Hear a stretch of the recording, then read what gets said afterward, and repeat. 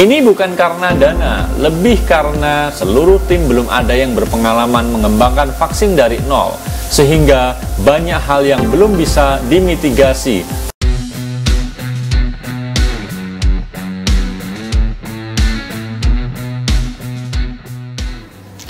Assalamualaikum warahmatullahi wabarakatuh. Halo sahabat MOC, ketemu dan berjumpa lagi. Salam sehat dan semangat selalu untuk teman-teman semuanya. Kali ini kita ingin sharing kembali, kita berbagi informasi hari ini tentang vaksin merah putih. Ya, vaksin merah putih, bukan vaksin Nusantara ya. Nah, teman-teman semuanya, yang terjadi hari ini tentang vaksin merah putih masih mengalami kendala sehingga harus tertunda untuk menyelesaikan uji klinis sampai dengan akhir dan bisa diedarkan. Mungkin targetnya sampai dengan tahun depan di pertengahan tahun barangkali ya.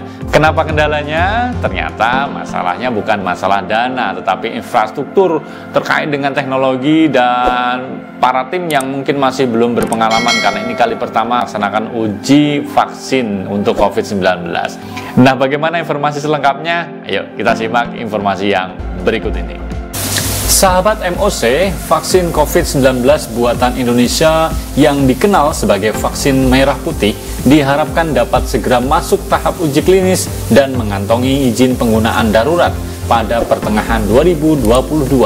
Pengembangan vaksin ini yang direncanakan menjadi bagian dari program imunisasi massal atau ditawarkan sebagai booster sekaligus menjadi kesempatan bagi Indonesia untuk membangun kapasitas produksi vaksin secara mandiri.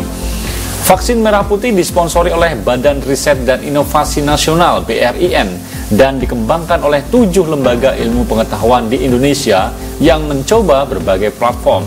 Ini berbeda dengan vaksin Nusantara yang digagas oleh ex-Menteri Kesehatan Terawan Agus Putranto.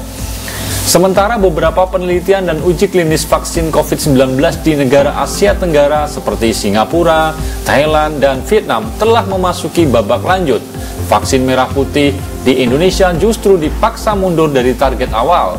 Berbagai kendala termasuk logistik dan infrastruktur disampaikan anggota konsorsium sebagai penghambat dan pencapaian target penyelesaian vaksin. Kepala Badan Riset dan Inovasi Nasional LT Handoko yang bertindak sebagai koordinator konsorsium menyatakan anggaran bukan menjadi kendala. 7 tim vaksin merah putih masih terus bekerja keras untuk melanjutkan pengembangan. Proses pengembangan vaksin memakan waktu cukup lama dengan banyak tahapan yang berisiko gagal. Badan Riset dan Inovasi Nasional telah menggelontorkan anggaran senilai 200 miliar untuk mengembangkan vaksin merah putih. Anggaran itu berasal dari BRIN yang khusus direlokasikan untuk pengembangan vaksin dalam negeri.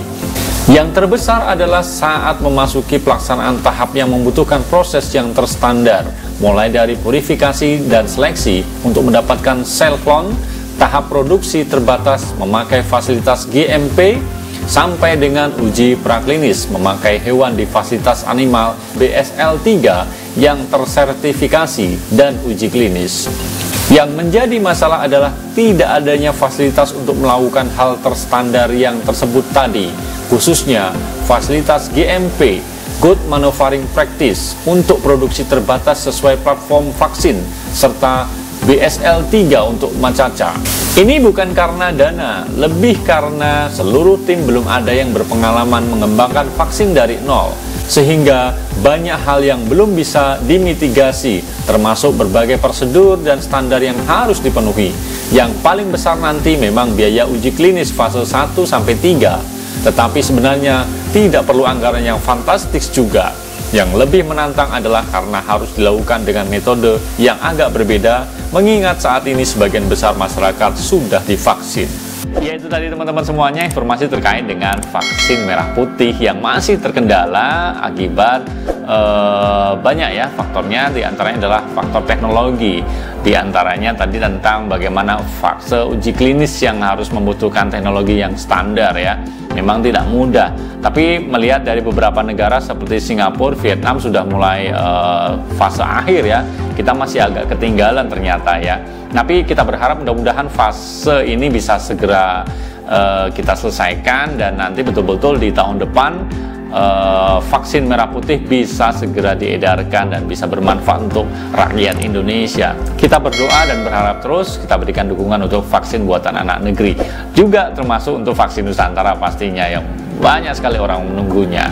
Itu aja teman-teman semuanya, singkat informasi terkait dengan vaksin merah putih.